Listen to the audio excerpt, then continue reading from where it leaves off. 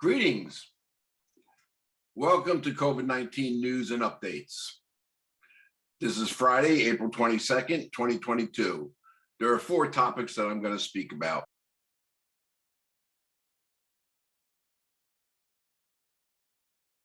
Is in reference to executive order from Governor McGee, which just made an announcement pertaining to Executive Order 22-24, notifying that the state of Rhode Island is still in a state of emergency in connection with COVID-19. That executive order has been extended to May 11th of 2022.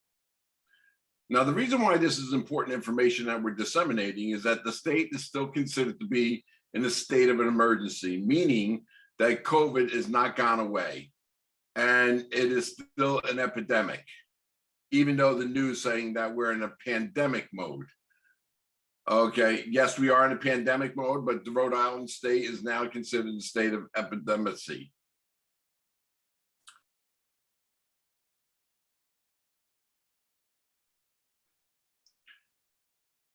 Is wearing face masks while traveling. International.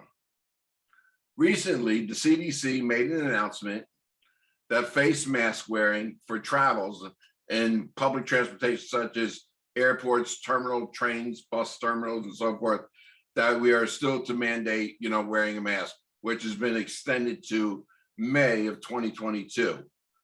Okay, because of the new variant that has now come out with Omicron, known as BA2.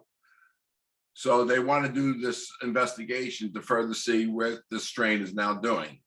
Now, as of April 18th, the federal judge in the state of Miami, Florida, decided to rule against it and say to the federal government that they have no jurisdiction in terms of telling people that they are required to wear a mask while traveling. Okay, and was considered unconstitutional and a violation of their rights. However, the CDC is concerned about that decision.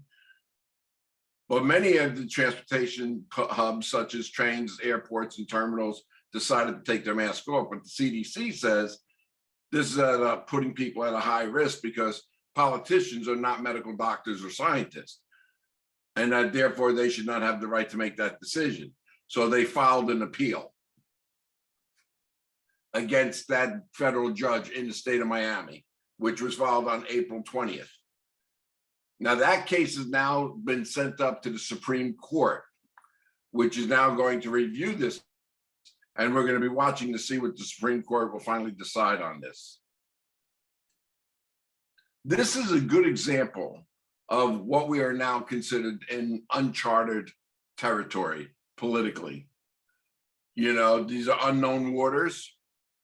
We don't know. We're still learning as we navigate through this pandemic, because many people have different opinions that are pertaining to politics and pertaining to health and so forth. And so there's a constant discrepancy. So this will probably continue for a while until we can figure things out. However, we will keep you updated in terms of what the mask mandate is. Personally, I would recommend that, to be on the safe side, that people should continue to wear their mask while they're traveling in buses, trains, or airports, and so forth. And even to do so when you're going into congregated areas such as malls and shopping centers, where there's a lot of people, just to be on the safe side. Even though you've been vaccinated, you can still, get COVID-19 again from someone else. So that would be my advice to give to you. Again, that is my personal advice.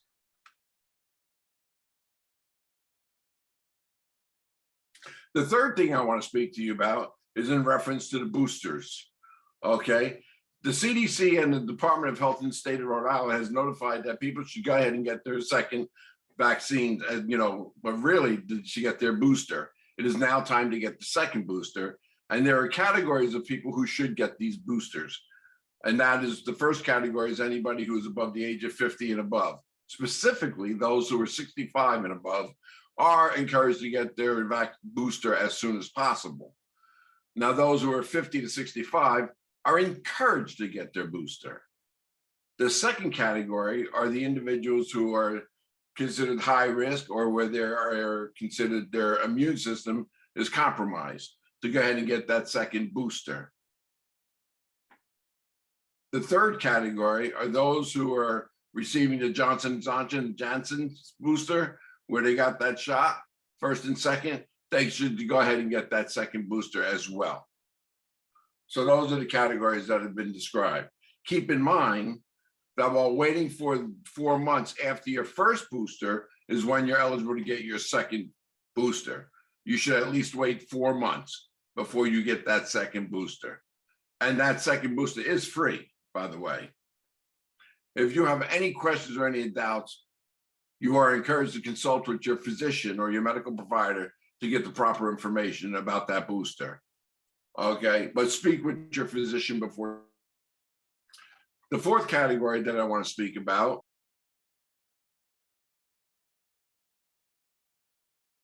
is in reference to travel. Okay, now the CDC has a travel map where basically they are showing different, categories of facilities where they're considered high risk,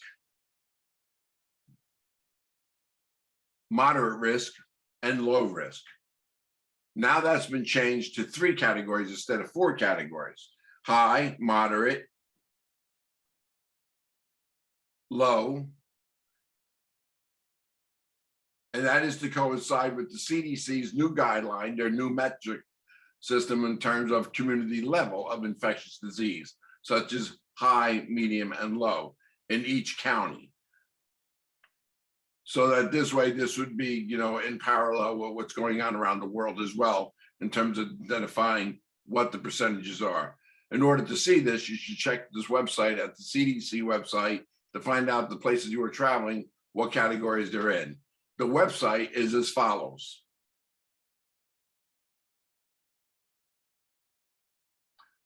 CDC has also added a 4th category, which is labeled unknown, meaning that there are certain countries out there that do not have enough information in terms of their statistics and so forth.